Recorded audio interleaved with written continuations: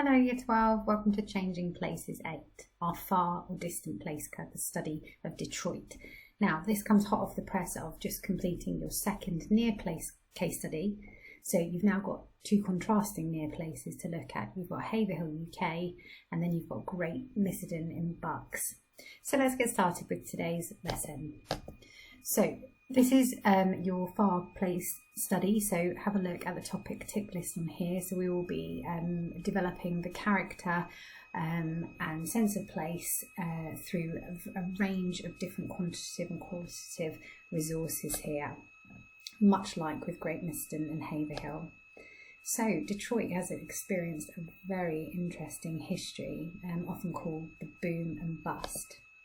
So first of all, I want you to think about, when I say Detroit, you say, well, if anything like earlier in the lesson, not much, but hopefully inspired by these pictures, you might think about types of housing, the music, the riots, for instance, and their reliance on the motor industry.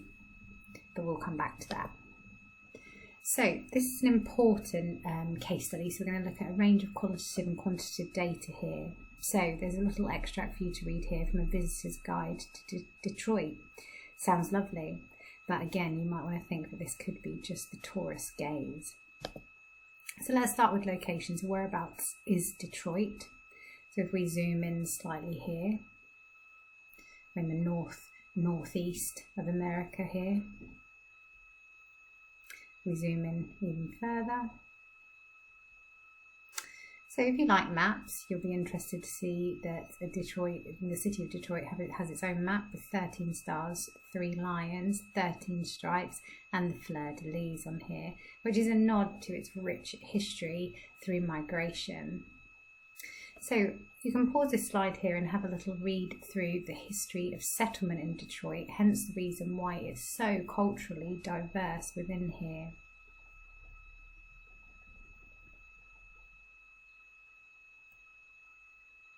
So I'd like you to pause the video here and watch this short clip of a century in Detroit. Now, this is from the New Yorker, and when you're watching this, I want you to make particular notes on the changing in economic activity and the issues of when a city like Detroit relies on one single industry and that industry goes bust.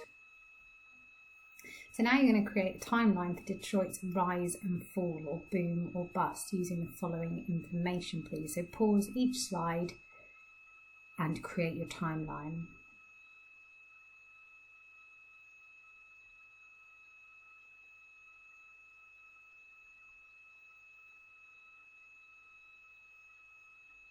What a rich industrial past it has had. Henry Ford there test drives his first automobile. The Ford company opens up, Henry Ford Co. It's a very busy city, automotive city. Chrysler. Population was absolutely booming post-World War II because of all the job opportunities available. Motown Records, Hitsville.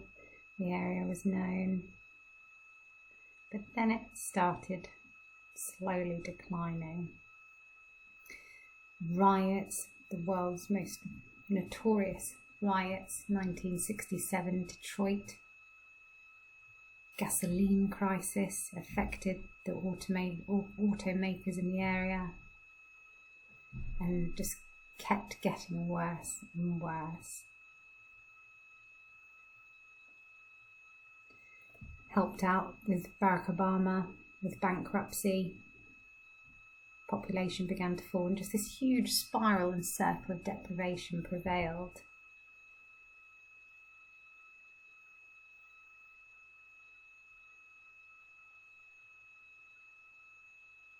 And huge amounts of debt.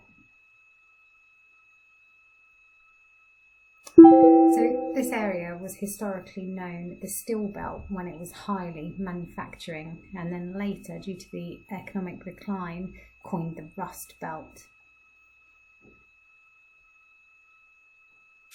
So have a little read through the textbook pages here of the forces of change. So think about which government and corporate bodies were causing this change and the decline in the Steel Belt to the Rust Belt. Now let's look at racial disintegration in Detroit. If you have a read through,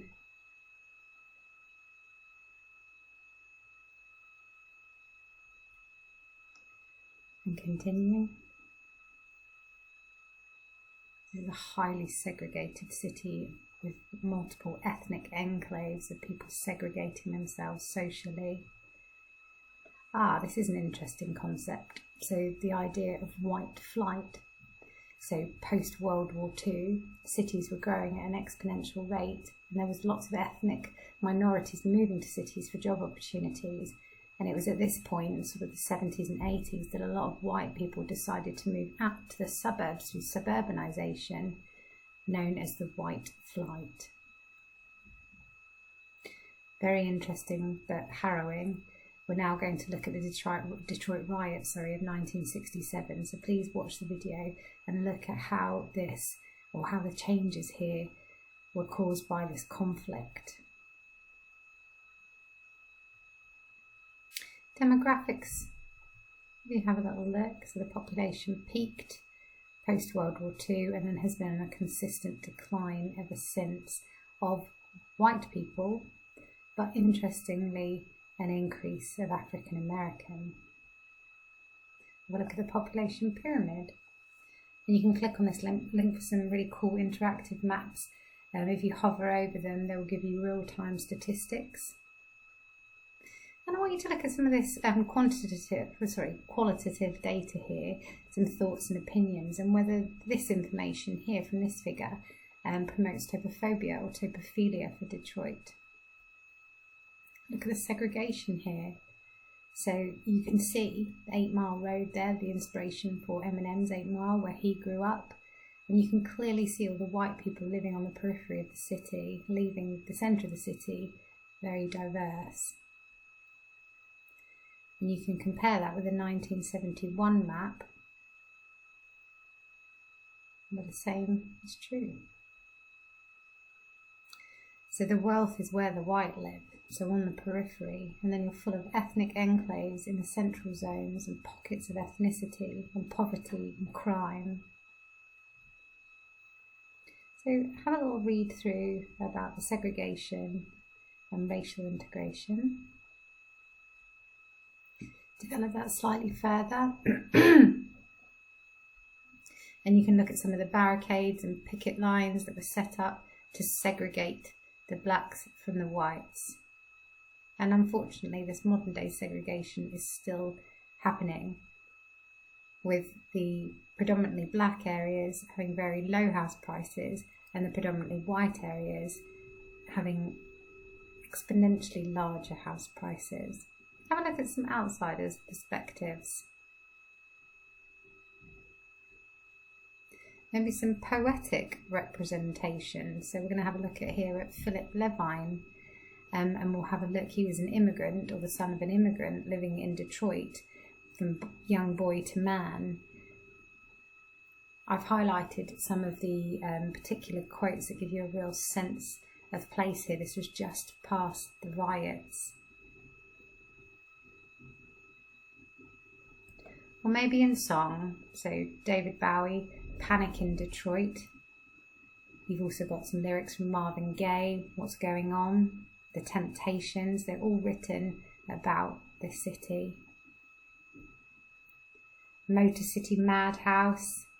Couldn't resist a rock album in there for you.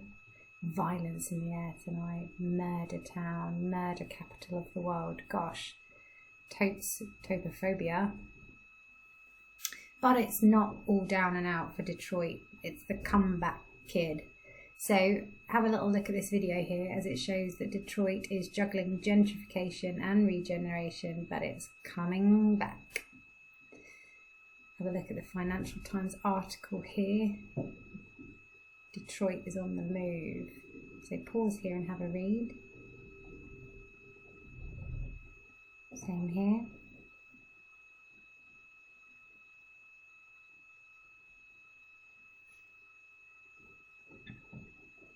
You'll find the full article in the footnotes of the PowerPoint here if you would like to read on. Social cleansing by any other name.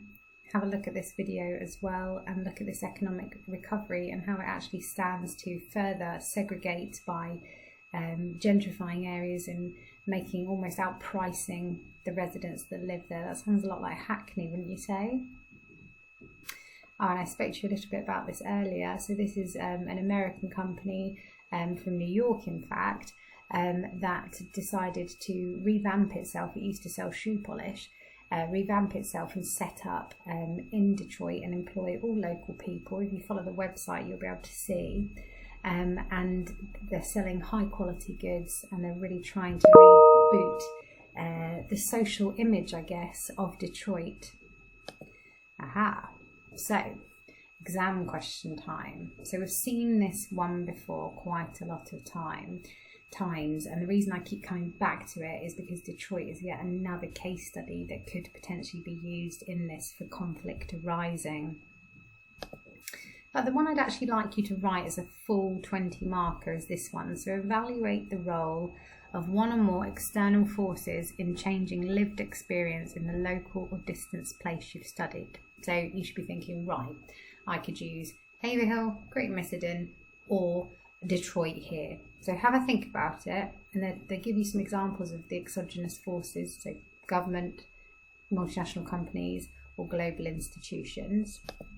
I have got a 20 out of 20 exemplar here, and the answer, but it's not that easy, guys, because I'd actually like you to now write your own 20 marker for this exam question, please. Obviously, you can use the structure of this one because it's very good. Clearly, it's getting 20 out of 20, but I want you to use the place of your choice, please. And some others that you could potentially plan. We've seen these before. And the mark scheme is available there. But the one I would like in, please, submitted, written in full, is this question here, please. Good luck. Let me know if you need any help.